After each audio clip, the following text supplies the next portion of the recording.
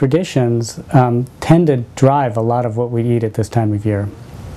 And unfortunately, a lot of those traditions have focused on high-fat, high-sugar, high-calorie foods. And it's not necessary to have to follow all the traditions. In fact, a lot of the traditions are pretty recent. So you may think that your family has a multiple generation tradition of eating certain foods, but it turns out that if you really look back, a lot of these traditions have been created more recently, and a lot of them even driven by advertising or driven by marketing that's trying to make certain foods more prevalent during the holidays and sell products. And so you can start new traditions. In fact, all you need to do is start a new tradition this holiday, and it'll be a tradition for your family for the long run. Instead of the sweet, high-calorie desserts, think about planning a meal with using fruit, fresh fruit as a dessert. Think about foods that might be fun for the kids. So the types of foods that are around now, this time of year, things like all the different varieties of apples, things like Asian pears.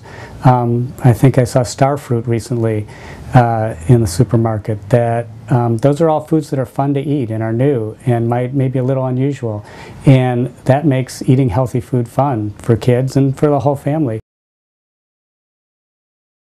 Fill your house with lots of fun fruits and vegetables, healthy foods that they can eat. So when it's time to snack, and especially if they're around the house a lot during the holidays, instead of having all those leftovers around and all the sweets around, get those out of the house and replace them with things like what pomegranates are around all the time this time of year. Those are really fun for kids to eat. Messy, and you may have to send them outside to eat them, but foods like that can be really fun substitutes for candy and sweets, which really are just sort of only eaten because they're there. It's a tough challenge because the weather gets a little cold and gets a little wet, and it makes it tough for families or for kids to be outside and play around.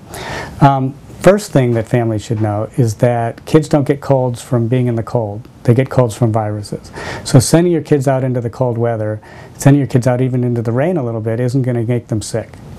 So it's okay for them to play outside. They're going to want to come in and dry off and get warm and not sort of stay chilled, but it's okay to play outside. And in fact, in cold parts of the country, kids are playing outside all the time. We don't have to suffer that as much here in this part of the country, but certainly rain and cold weather shouldn't keep kids from playing outside.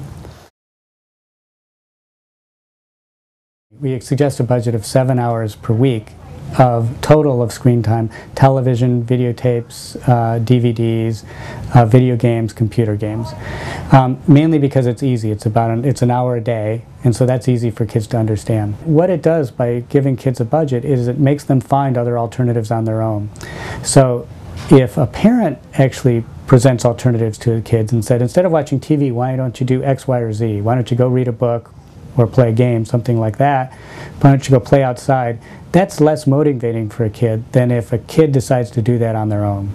So if a budget hits and they know, well, I only get my hour today, or I'm about to hit my 7 hours this week, and I want to save at least an hour for watching my favorite show on Friday, then they're forced in the position of finding something else to do. Even if it's going to read or playing outside or the same thing that their parent would recommend, kids are much more motivated, much more likely to go out and enjoy doing it if they've come up with the idea than if they think that their parents came up with it.